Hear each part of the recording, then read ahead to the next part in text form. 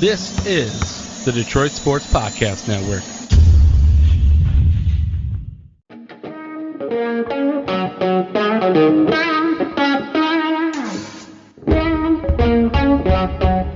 The biggest icon in podcasting.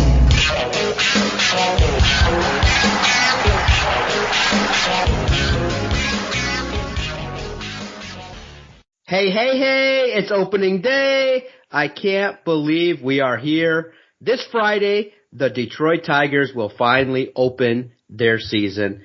Weather permitting, this week is the week the Detroit Tigers kick off their 2022 season. And boy, just one transaction changes everything. And I think it's great that we have an opportunity here on DocNJock this week to talk about all things Detroit Tigers, nice season preview, the excitement that we feel regarding the fact that the Tigers bought a player. Maybe now they're turning the tide in a direction that might involve results, expectation. It's great. And as you can hear, I'm excited. It's podcasting time. DocNJock on the air. And I'm looking forward to talking about all things Detroit sports with my guy, Adam, the Jock Strozinski. What's up, cuz? What's happening? What's going down? I love the fact that we got baseball on this week's podcast being heavily talked about. Yeah, man, I'm excited too. And if anybody's listening to this on Friday on their way down to the game, you're probably going to be half hammered if they're listening to it at that time because you're going down there. You're going to have a great time. I don't get to go this season, but I'll be taking it all in on my phone and at work and trying to not mess loans up and follow along with everybody. But this is a jam-packed podcast with a ton of baseball talk, which is nice because we're so inundated and we always talk so much football. We mix a little bit of hockey in, mix a little bit of basketball in, and we mix in a lot of Michigan State talk. Baseball has been kind of put off to the side, at least for like the last 2 years. It really has felt like it's taken a back seat to a lot of the other sports that we have in the Metro Detroit area. We get to actually tap into some baseball. Opening day is on the horizon here, and look, it's an exciting time. So I can't wait to talk about this, man. There's a lot of good things that are going on with the Tigers, and maybe we have a team that might be a playoff contender, dare we say? I don't know. We'll talk about it. We'll give some predictions too, so it's going to be a good one. Yeah, absolutely. And sometimes when you hear a player that everybody's excited about, and look, quite frankly, let's be honest, the Tigers have a nice roster. They have a great manager in A.J. Hinch. They have a young pitching staff that many people do respect and are looking forward to seeing. But by and large, the two players that were going to put asses in seats that many fans, myself included, wanted to see were Riley Green and Spencer Torkelson. And unfortunately, Riley Green right there just ahead of the season, and by all accounts, he was going to make the opening day roster. Fouls a ball off his foot, fractures his foot, and is going to be out probably 6 to 8 weeks. And it's a big loss. It hurts his development.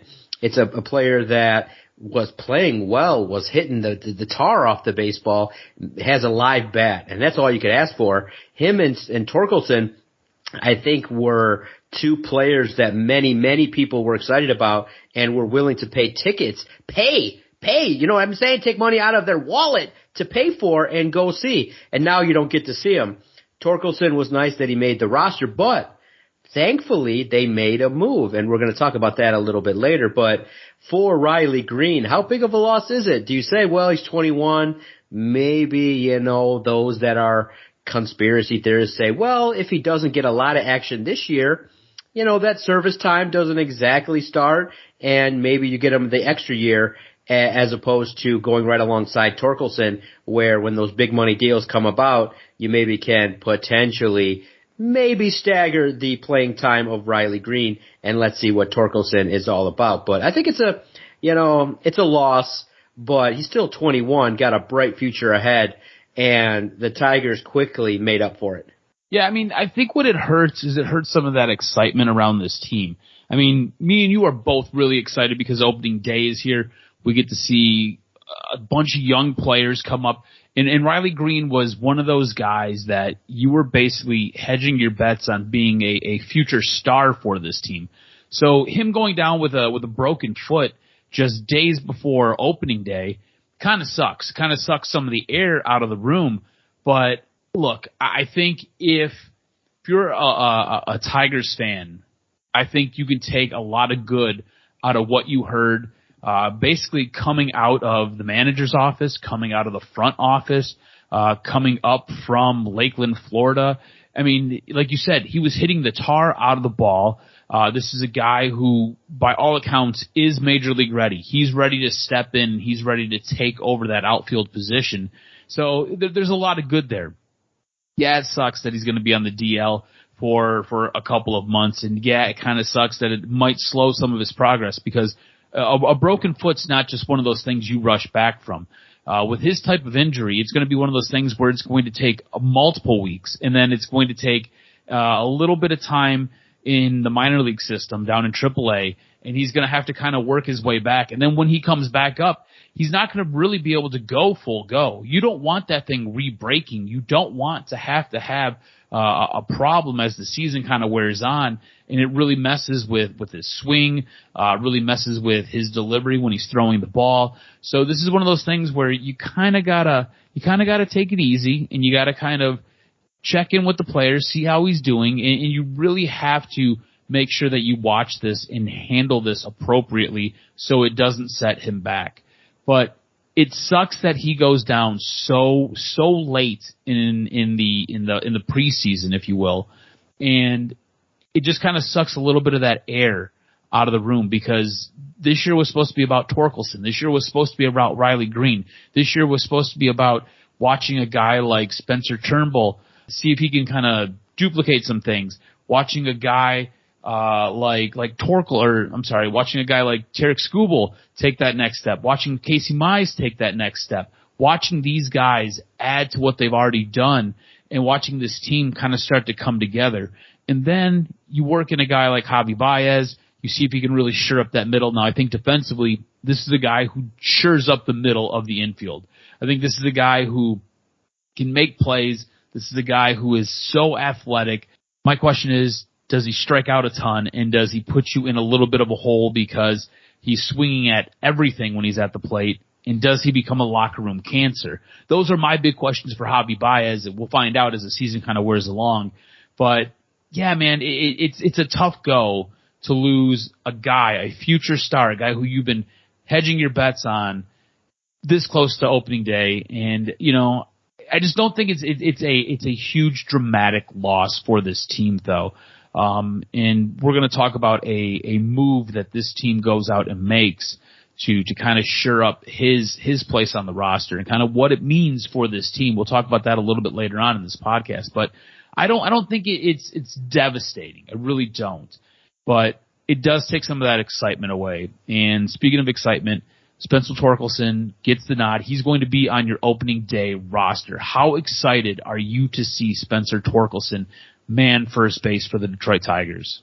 It had the feel of, you know, a passing of the torch moment. And it's classy. You had Miguel Cabrera, you had Spencer Torkelson, you had AJ Hinch, Al Avila, and it was a great story. Miguel basically gave Torkelson his first base glove and said, look, it's your job now and handle business. And all throughout spring training, Cabrera has been quite respectful, saying that we need his bat, that for us to win baseball games, the Detroit Tigers need Spencer Torkelson to handle business. I'm ready to DH now. And it was really nice. It was a nice gesture, and it made Spencer Torkelson really emotional, you know, to live a dream. And it's nice. You know, youth in sports is nice because they're not jaded. They're not looking at all the business side of things. They haven't been to that point where, you know, the grind of 5 years in the league where you're bounced around or you're asked to do this and then asked to do that and things change. You're fresh-faced and you're loyal to the team and you're still excited, that genuine excitement. So I like that.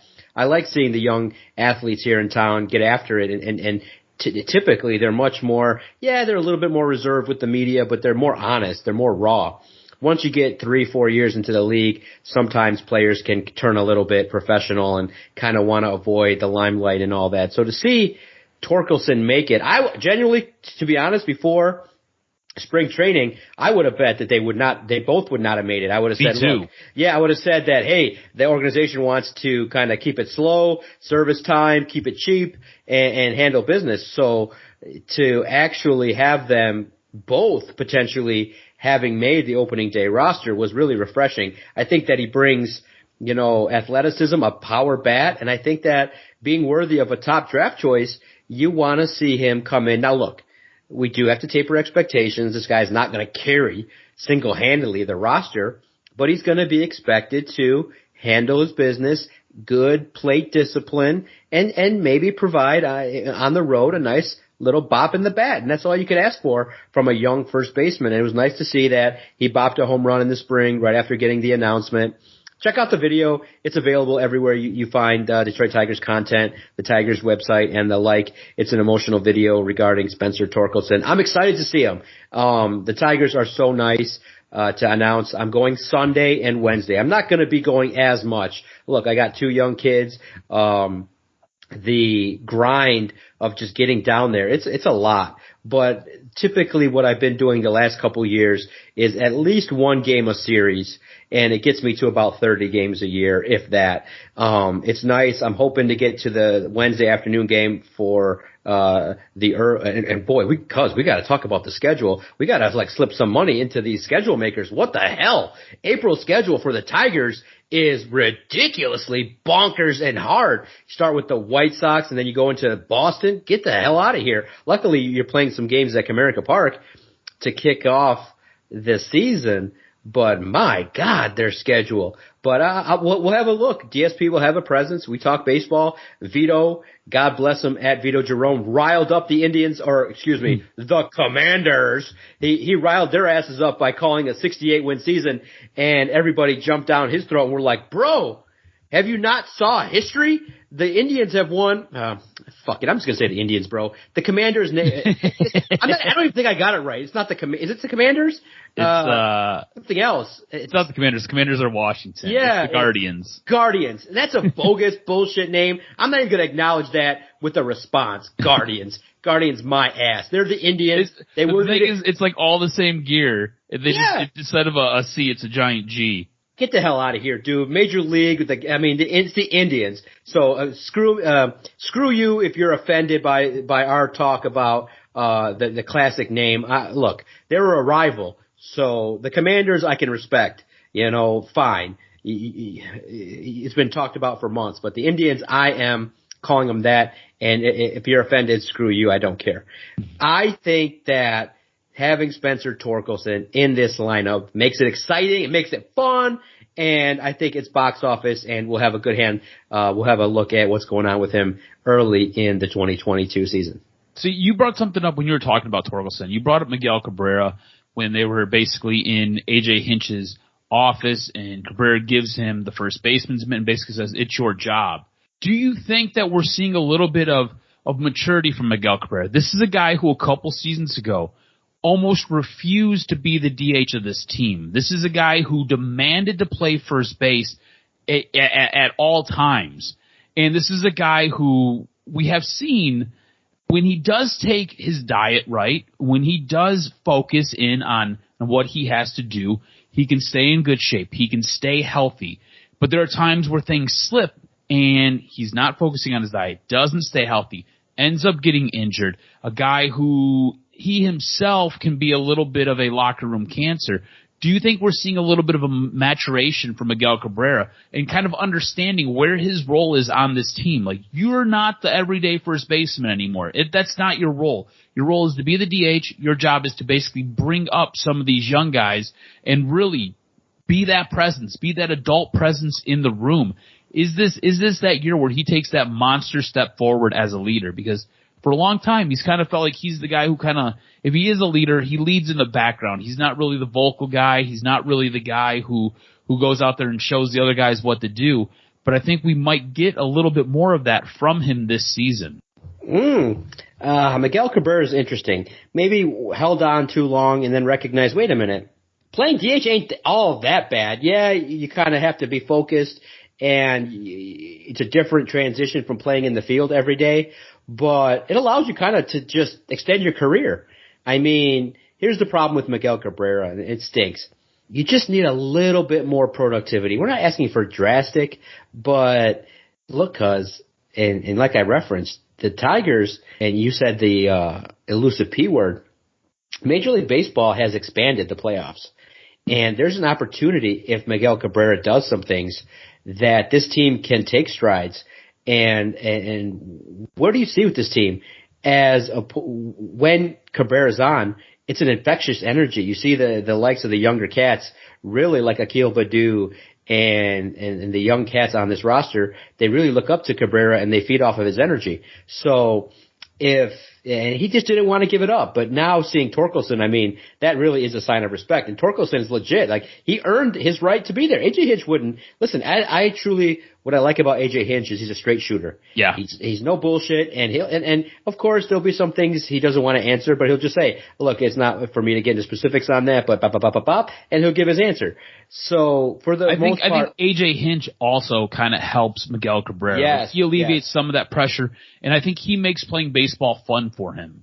Yeah, absolutely. And I think that Miguel sees that there's a transition, and he sees that potentially now the organization is moving in the right direction. Otherwise, he would never do this. Mm-hmm. And he's coming down to the end of the career, and it's time for Miguel to hand it off. And plus, it's a grind, man. Playing first base, standing there day in, day out. And they did a lot of things where he wouldn't play the afternoon after a night game. They're trying to get the maximum value out of Miguel Cabrera.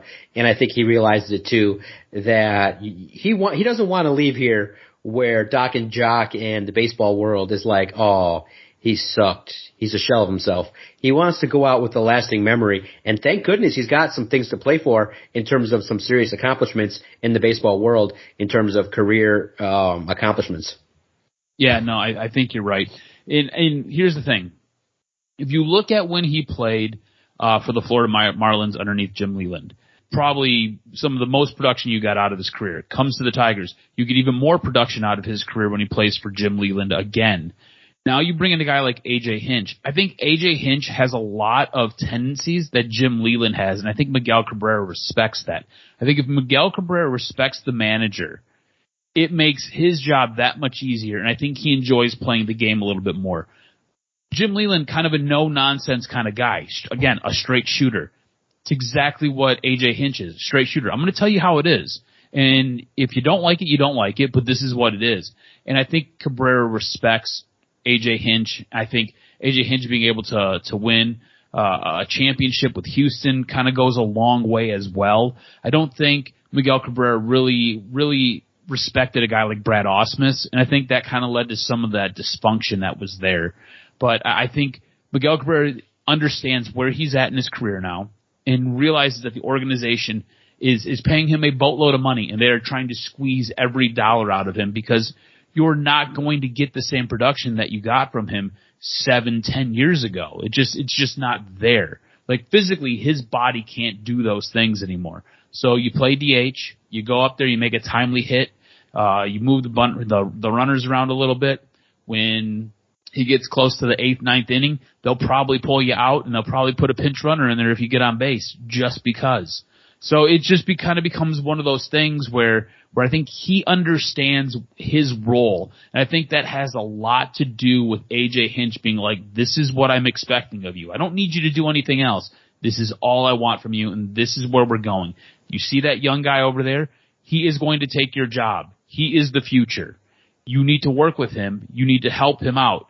And I think that's kind of the understanding that they have. And I think that's great. I think that's really good for this organization. I think that's really good for this team. It'll be interesting to kind of see how these relationships play out as the season unfolds. And like you said, it's a long season. 162 games is long. It's a grind. It's arduous.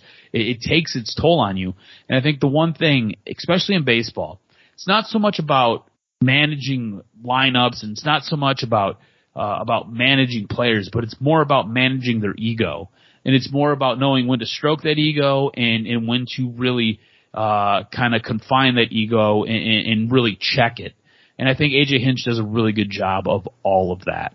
Yeah, I'm impressed. And it's nice to see this year going into it. There's some buzz and there's some genuine excitement that this team can compete.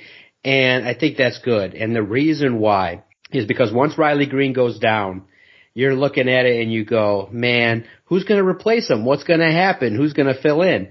And then you get the word that the Tigers made a trade, a nice trade, sending a minor leaguer in Itzhak Paredes, who the Tigers just can't get in the lineup.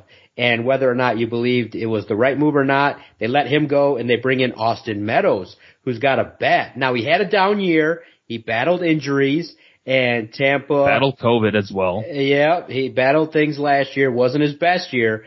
And a lot of people pointed it out. You got a lot of good, smart baseball fans in town. They said, wait a minute, the Rays don't make trades that end up hurting them. And they wanted Itzhak Paredes, so what does that mean? Is this going to be a situation where he's the next Suarez, where he comes back to bite the Tigers? But unfortunately, the Tigers were desperate, and they needed to pick up a bat. And Austin Meadows is amazingly a nice fit. And I think that in the right situation, this could be a very, very underrated move across the landscape of Major League Baseball. I think everyone's excited. I think at this point in time, Austin Meadows can make people sleep a little better at night as the season progresses because of the fact that he's had productivity. Now, his batting average dipped. It was not a good year, but maybe a change of scenery, being alongside his brother, might be a situation that lends for a young baseball player to take a step forward in his career after a down year. I like the trade. There's nothing really about it that lends me to say, oh, you gave up on Itzhak Paredes. I mean, he's not getting in the lineup. It just, dude, he had trouble cracking the lineup. You weren't getting anything. You were doing nothing with him. So go out there and get something to make this ball club better. I love what they did. I love going out, making the trade. This is a guy who hits for power from the left. I believe hits for power from the left side, if I'm correct here. This is a guy who can basically, hits from the left side. So like you need that bat, and he's just gonna eat all day. So look, I love what they did. I love them going on top of it. He's cheap. It's not a lot of money. You know, you have him under control for the next couple of years. So I love what they did. There's a little bit of foresight here. This guy is going to basically be your everyday left or right fielder. This is going to be a guy who's going to be out there making plays. He's not a liability defensively. This is a guy who swings a heavy stick. He can put the ball out of the park. This is a guy who's going to be productive. You traded for a productive member for your team. On top of that, when Riley Green is good enough to come back, you have four outfielders that you can just kind of rotate and that are going to give you production. I think that says a lot about this organization. I think it was a great move. I'm sorry, I didn't mean to jump in all over you. No, it's exactly right. That's what you have to have. And the funny line, though, which Al Avila, look, bless his heart, Al. And it's always funny because, covering the Lions, every person that walks up to the podium, the first thing they say is, I want to thank Sheila Ford Hem. Mm-hmm. The organization, it's a wonderful organization bestowed in history. I just was blown away by Sheila's football knowledge. I just felt that Sheila embodied everything about football, and I'm just so glad that Sheila took the time out of her day to interview me and had the opportunity to talk football with her. I walked away feeling like I learned so much more about the game of football and life after talking to Sheila. And Al has that in him, but it was funny because everyone knows that the secret to success in baseball is opening up the cash, know? And, there's no salary cap. So exactly. And for Al Avila, it must suck for him because you're judged based on what's happened, and he's taken it hard from us, from everybody, but he's made some terrible moves. He tore it down and did not get a lot of great value based on the fact that the wallet was tight. But everybody knows he's been hampered. But when this came out, he was like, and it was so funny. We have to thank Chris Ilitch for allowing this to happen. We, of course, had to go through him. And Chris told us, hey, if you guys want him, get it. And thank you. Chris was willing to increase the payroll. Gee, thanks, man. The $4 million that Austin Meadows cost really broke the bank there. I mean, at this point, my first reaction was, look, I understand bosses and the relationship between employee and things like that. But at this point in time, in the world of sports, Al Avila should just be telling Chris Ilitch things. And, that narrative should have been kept private. Mm-hmm. He should have just said simply, I walked in and I said we needed him. Chris said, okay, that's it. Don't go out there and belabor the point that Chris okayed it and made it better. Come on. It just didn't make it look, it makes it sound cheap that Chris Ilitch has to approve a $4 million player. It should be something where Al Avila's like, look, we're committed to winning. I tell Chris Ilitch everything we need, and it's there. But thank you, Chris Ilitch, for dropping the $4 million on Austin Meadows. That was the thing too, right? So they come out and they give this speech. It was $4 freaking million. Like you act like this guy was going to cost you like upwards of 15. Here's the thing. It was $4 million. He's arbitration eligible for the next 2 years. That means you have him for at least 3 seasons. And then he hits 30 and he becomes an unrestricted free agent. And at that point, you can decide what the hell you want to do with him. So it means if he's going to cost you $4 million this year, if he has a career year this year, he'll probably cost you 7 next year. And if he has an okay year after that, he'll probably cost you 10. What the hell are we talking about here? Why are we sitting down on our knees and worshiping Chris Ilitch? Like, thank you, Chris Ilitch. Thank you. You're not cheap. It's great, and it's one of those fun things that I know that Chris Ilitch. Nobody likes to be called cheap, but it's out there on the record that we can play word salad. You did not vote no on the bargaining tax, but when it was time to discuss, and they went around the table and said, "What do you think, Chris?" He's like, "No." And there were 4 owners that said no.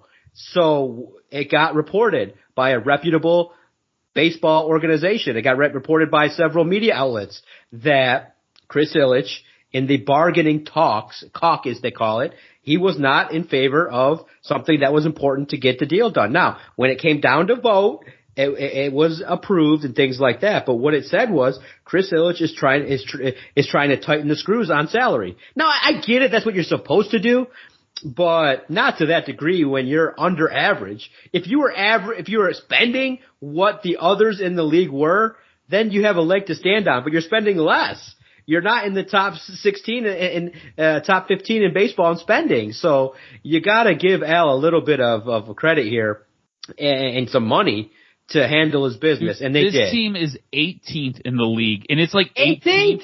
It's 18th, and it's not even like it's close. Like the Milwaukee Brewers are spending 120, a little over 122 million. The Detroit Tigers are spending 116. Right. Like, there's a bit of a gap there between 17 and 18. Right. That's another player. And here's the thing. League average is $134.5 million. Right. So, come on. What? Exactly. It's embarrassing across the board. And that's what fans get mad at, is at least be average. At least be what the average baseball club spends. You're under average. So, and it's just unfortunate. You have to say that, your father, you have to understand what your father did. He opened his wallet and he bought a team. And we all thank him for it. He created memories. Now, of course, Chris has to be more business savvy, and there was the pandemic and all, but let's hope that when the time comes, because look, AJ Hinch can look at and survey the landscape and say, it seems like Ilitch is cheap here, and he could bounce. He could bounce pretty quickly. You could see AJ Hinch, right, going to a rival like the Chicago White Sox, going to a team like the Boston Red Sox, going to a team like the Padres, who are spending a boatload of cash. Yeah, exactly. Like, you don't even have to spend that much money. You can go out to LA and live a great life and play and manage the Angels. And they're spending money and they're competitive. You're not spending enough money to necessarily be competitive. Again, league average is $134.5 million, and you're coming in at 116. That right there, that's like another player who could put you over the top. You know what I'm saying? That's another bat who could smash 20 to 30 more home runs, drive in another 60 to 90 RBI. Or you have a pitcher who can go out there and win you a couple games and have a really respectable ERA and have a really nice whip. Instead, you don't have that. Instead, you're going out there making deals for guys, and trying to bring him in on the cheap and then trying to get praised for it. Like, look, I'm excited Austin Meadows is here. I think it's going to help out. I think it was a nice move by this organization. I think it was good. And look, we're going to talk shit when you don't do things right, and we're going to give you praise when you do things right. And that's a move that we both applaud. And we both praise it. We think it works out well. But don't come out here and try to spin this, and don't try to spit shine a turd for me. It was $4 million. Like, and you could have got a couple more players that were being sold by the A's, and you didn't take advantage of it. You needed 2 more players, and you needed to be at least in the talk for Carlos Correa, because he took a crazy ass deal that the Tigers should have easily if they showed him the love. But anyways, here we are. The start, to the season for the Tigers is brutal. April is a nightmarish month, in a month that you got to start the season strong. Every game counts for one, but the Tigers start might be a little challenging up front based on how things shake out. You're playing some quality opponents early in the season. But I'm in the same boat as Vito in that I'm expecting mid-80s, 85 to 90 wins, and competing for the additional playoff spot. I don't think that when it all said and done, the Tigers will be in the playoffs unless they, and the caveat being, if you hold me to this, if at the trade deadline they recognize, we're playing some solid baseball, they add a couple pieces, then they have every opportunity to handle their business and get down and meet all of their goals in regards to getting to the postseason and really making some noise. Because if you get hot at the right time, you got a nice bat. You got really a lineup that Vito put out was really steady. I mean, when Cabrera and Scope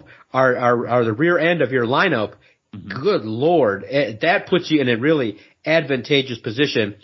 I'm liking it, but I see over 500, but barely. I'm going to see, and we've seen it before. This team kind of gets hot and cold, ups and downs, and the major wart that you're going to see is the bullpen. It's not the best. It was kind of like, oh shit, we addressed the catcher position, shortstop, left field. Third base might be a question with Candelario. We're good at second base, first base, and catcher, but the rotation there in the bullpen, you could have upgraded a little bit. I like, I like the back end in terms of maybe 8th, 9th inning and what they can do, but I'm not exactly sure how collectively that bullpen's going to do. It might preclude them from sneaking in and getting to that 90-win threshold. But other than that, other than the, concerns about, pitching as always, which every major league club has, I'm happy with where this Tigers team is at. I think we're going to be talking about them a lot more as this 2022 season goes forward, as Detroit Sports Podcast peeks in on the Tigers, as me, you, Vito, look at what's going on. I think there's going to be a lot of pleasantries that we're going to talk about. Yeah, and here's the thing. I kind of agree with you, right? So if you look at their everyday lineup and we kind of project out how this batting order goes, I think once you get through kind of the meat of that order, right? Like 3, 4, 5, 6, you get into 7. Those should be some tough outs. Whereas before, it really felt like those were kind of easy outs for pitchers to get. Because listen, let me go through it with you. Look at this lineup projected that top to bottom could really cause damage early. Akil Baddoo, center field, number 1. Robbie Grossman, who came on last year, right field. Javier Baez, former World Series winner, shortstop, number 3. Austin Meadows, hitting 4th. Jeimer Candelario, probably the most inconsistent of this lineup, meaning that he gets hot, he gets cold, he's playing third base. But he's a guy who has double and triple power. Yes, can do it, but he's got to do it consistently. Mm-hmm. That's what he's got to show. And then you get through 6, 7, 8. Miguel Cabrera, your DH, 6th, 7th, Jonathan Scope, 8th, Spencer Torkelson, and 9th, Tucker Barnhart. This is a big if. But imagine if Torkelson gets hot and his swing is steady and this guy is just crushing the baseball.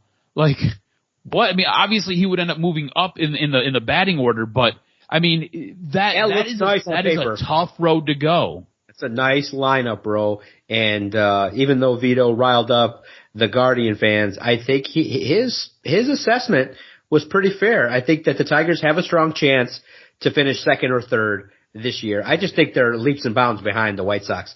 God, man, the White Sox look nice. You see that lineup? Do you see what they did and how fast they did it? It's a little bit of something to be envious about. We'll get a good look early in the season at them. So I'm impressed with the White Sox. I think they're gonna run away with the division. Yeah, look, the White Sox I think are leaps and bounds above everybody else in this division. The thing is, after the White Sox, there's a dramatic drop off, and I think because of that, the Tigers can take advantage. I'm in lockstep with you. I think the Tigers are going to win somewhere in the neighborhood of probably 83 to 88 games. I think they have a chance to be in competition for a playoff spot as the season winds down. As we get closer and closer, I think this will be a team that'll be vying for one of those wild card spots. And I think that's great. I think when it's all said and done, I think this team just misses out on making the playoffs. But I think it's going to be a really fun ride. I think this is going to be a really fun season.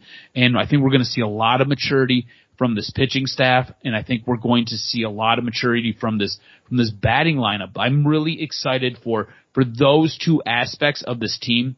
You're right. Bullpen's a little bit of a question mark, right? Like, what are we going to get from Michael Fulmer? Is Michael Fulmer going to come out here and throw heat, or is Michael Fulmer going to come out here and throw batting practice?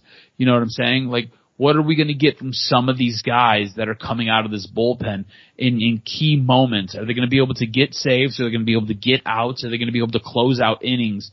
And it'll be interesting to see how it all kind of plays out. But I like where this team's headed. I like the way this team has been put together for this season, and I think they can take advantage of it. Okay. I'm in the same boat. I think, though, the Twins probably are the favorite to finish second. I think Vito's got them at 77 and 85. I would reverse it. I think 85-77, 84-85 wins for the Tigers as well. So for me, the Central's going to go the White Sox, the Twins, the Tigers, the Royals, and the Guardians. And it'll be interesting to see how it shakes out. And it's good shit. Good shit, Vito. Riling up 68-94 Guardians. It's funny to see. But I can't wait to see how it shakes out. All right, one final thing before we get out of here. You talked about it. Yes, I'm going downtown. I'm going to potentially go downtown because here's what happened. So you dictate what's best because it makes sense as you get older. Like, look, me and my wife were about to be, I'm 43 and she's about to be 40. So we're grown. We got kids. That phase of our life can potentially be put to rest. So I tell her, like, hey, I want to go. Your heart says, I want to go. I want to experience it.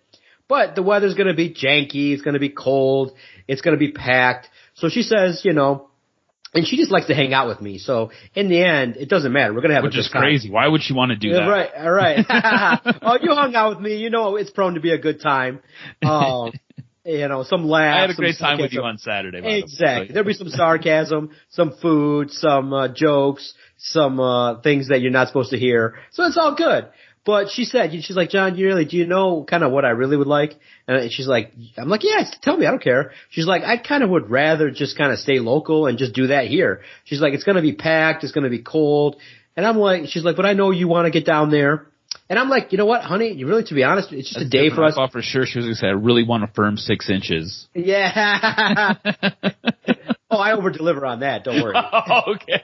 They make these great things called extends, man. They work out great. Listen, I'm a performance enhancer all day. Whatever you can find, I'll take it. I don't care. The horny goat weed, the extends, the fake blue pill, the real blue pill. I'll take it all. I'll experiment. But to be honest, I'm debating it. Do we really want to go down there? Because I've done it before. It's not new for me to go down there. I've done it half a dozen times. Done it from the point where I've been drunk half the day, all day, getting lost, all that fun stuff, to just going low key. What do you think is best? Do you think I should get down there early? Because it's going to be something where it could be costly with the parking and the weather and things like that. I could see the advantages of just go to the local bar, sleep until 9, 10, get there at 11, watch the game, and get back at 4. It kind of is appealing, too, as opposed to partying. Maybe save the partying for a vacation or something. But I'm torn because, me, I got a young spirit. I'm full of energy. I can go. I can do stuff. I can get out there and do all that. But it's now where, as you get older, it comes with that second thought of like, do I really want to do it? Do I really want to go down there? What do you think? What do you think I should do? Should I really go and have a good time with it? Because the last day, probably this month, I'll have like really off because the draft is coming and everything I'm doing. This is it. Do I want to go full bore and then have a full ass Saturday starting at 8:45, or be an adult about it and be responsible? I'm leaning toward probably being responsible, but I'm not sure yet. I would wake up and I would see what the weather dictates. Yeah. So like if it's going to be rainy and miserable all day, you don't want to be in that mix, right? If you can get over to State Theater and watch the game at State Theater, that's usually a good time because it's warm, you're covered, they've got food, they've got bathrooms. As long as you can find a spot, it's usually pretty comfortable. They usually will play music during breaks and leading up to the game, and they've got good beer and good liquor selection. Otherwise, if you're not going to go that route and it's going to be crappy out, just go someplace local. You've got bars around your neighborhood that are pretty sweet and are a good time to hang out at. So why not go there and watch the game there? You're close to home, so you don't have to worry about getting home. I totally understand where you're at, and I like where your head's at.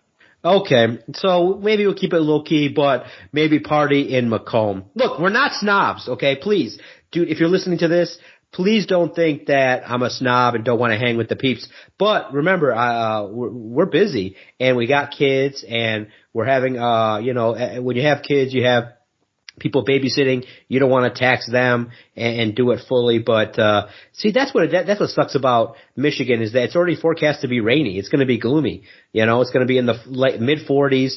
And, it's going to be something where my wife's like, how come we're not going to the game? And I said, well, obviously, honey, the game's crappy and the weather is like, and it's crowded. It's going to be packed and very busy. And that's not the day you want to go. I know for sure one day we'll actually go sit in the stands and enjoy the game, but I more like the comforts of grab a couple cocktails, be around a bar, have a good time and comfort. So that's probably what we're going to do and really do it up because it's just a lot. It's a lot. And it stinks too because normally I would plan it probably to do Friday, Saturday, but with 6 days off, you got to get back to the grind. So you make good sense. You're mature beyond your years, and I appreciate that perspective. I think it's very fair. I remember for a good 4-year stretch, we would just talk about what kind of debauchery we were going to do on opening day. Yes. And now we're like, does my old ass sleep in, or do I get up and get down there at 7? I'm like, let's get down there at 7. I'm like that. I'm like, I remember getting down there at 9 a.m. and there's nobody down there, and it's smooth.